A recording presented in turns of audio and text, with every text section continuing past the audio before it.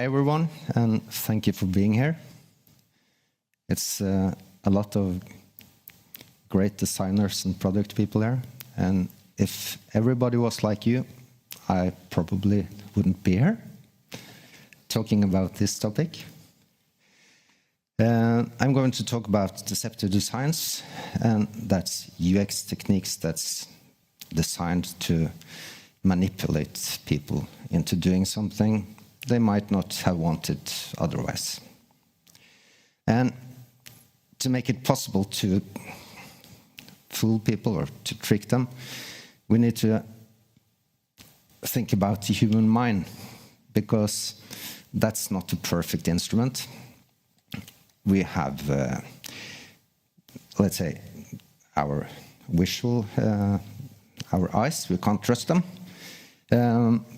One thing is that what we see in our focal area has colors, but everything else is in black and white. So the brain just puts some color on it. And another thing is our nose, we can see it all the time, but the brain erases it and replace it with something less annoying. And the brain continuously takes all those shortcuts for us, unconscious. And on top of that, youth are extra vulnerable for deceptive tactics. The brain is fully developed until the age of 25. Sometimes I say that to my daughter in arguments. Very funny.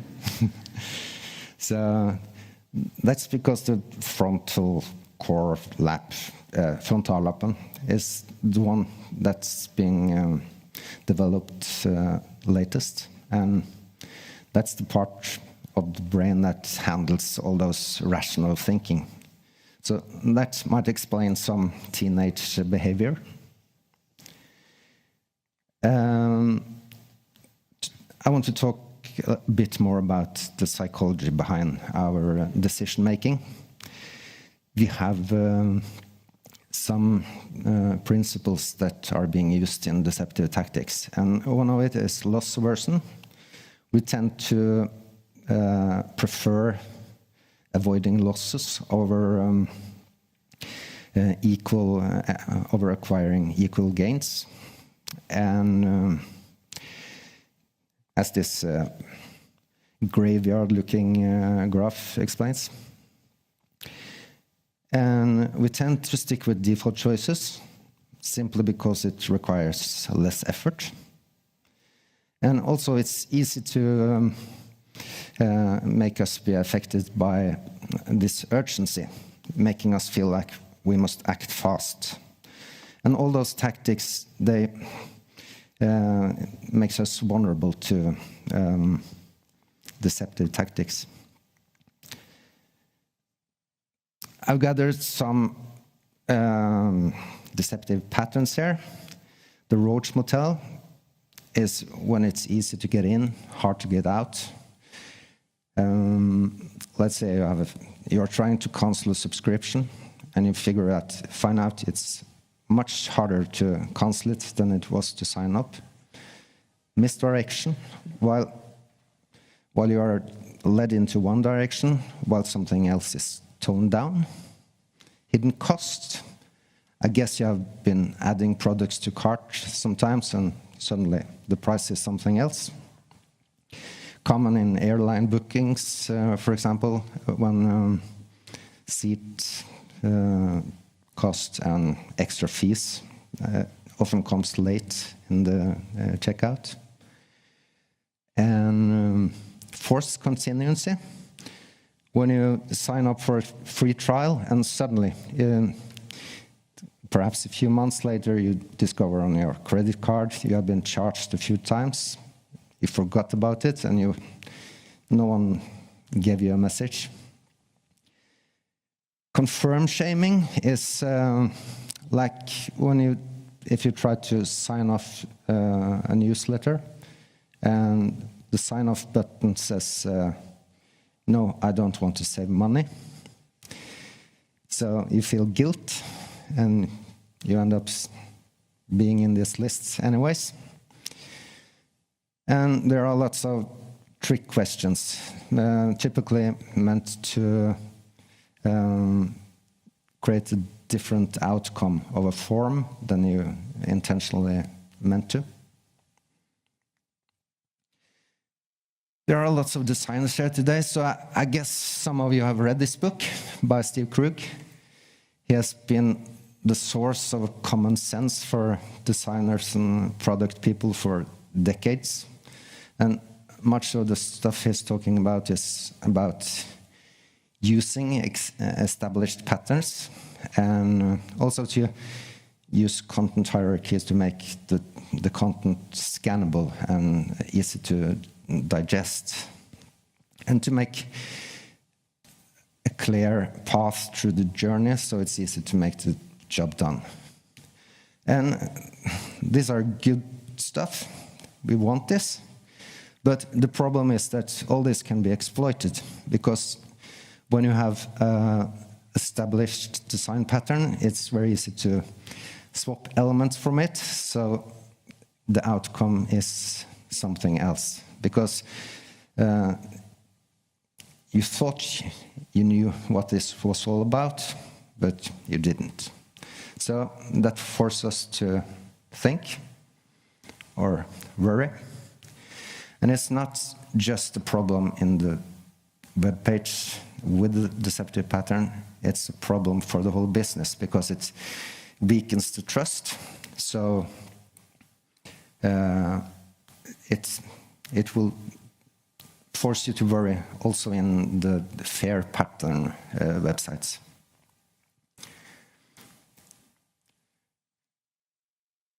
I'm curious, which sentence did you read last? Was it the one in the black box or the one in the bottom? I'm curious. The one in the bottom. Okay, raise your hands. The one in the black box. Yeah, quite a few. And that's almost on the top. So this explains how you can guide people into which direction they want to read the content. So let's put some other text in here. This is the exact same structure. I don't know if you can see this, but read this in the black. For illustrative purposes only, all users will be upgraded to purchase 5 items to receive the coupon package of their choice within 5 hours. Okay. But not everyone is reading this. They see win 2000 and click here. Oh, it's a no-brainer. But who does this? No one communicates this way. Temu does. This is the exact same. So they are using confusing tactics. They are using the sense of urgency. They are misleading the users. And they are hiding information intentionally. This is another example from Temu, where the user, this is the concept, speed shopping, where the user has 10 minutes to complete the purchase, to receive some discount. And also the rules behind this is very blurry. But Temu does not sell any products. They are just a platform. So the retailers are selling the products through Temu. But Temu is doing a great job preparing the customers to be vulnerable to deceptive patterns. So when you see products like this,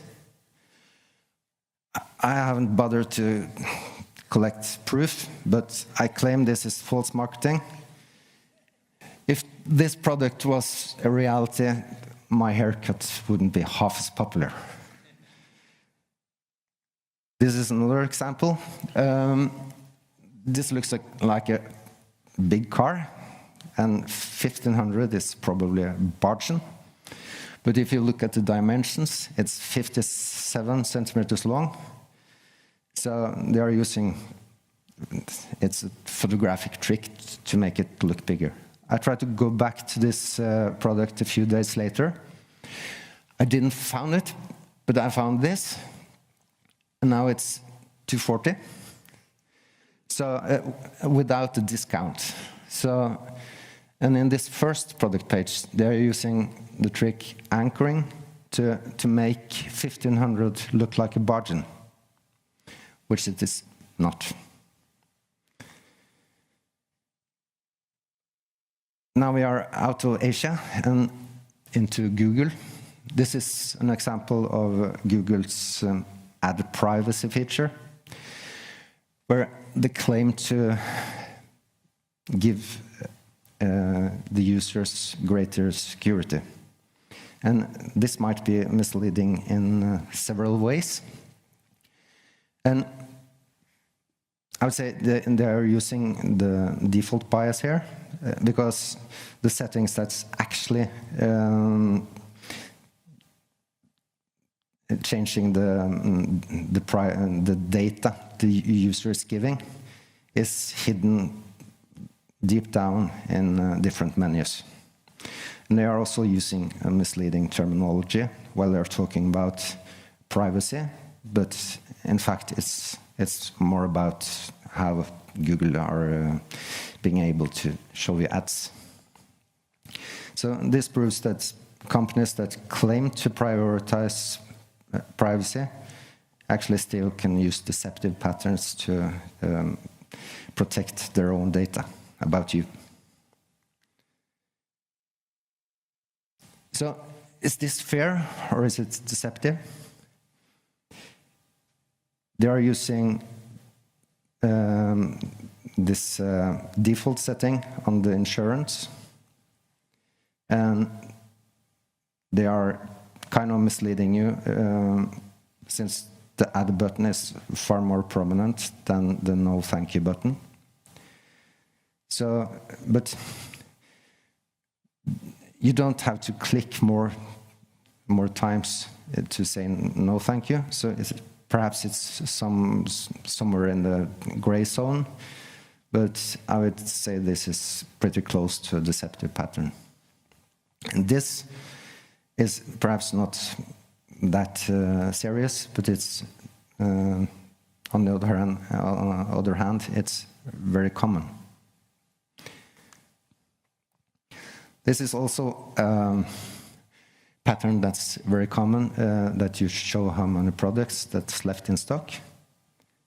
I think this is okay, as long as it is the truth.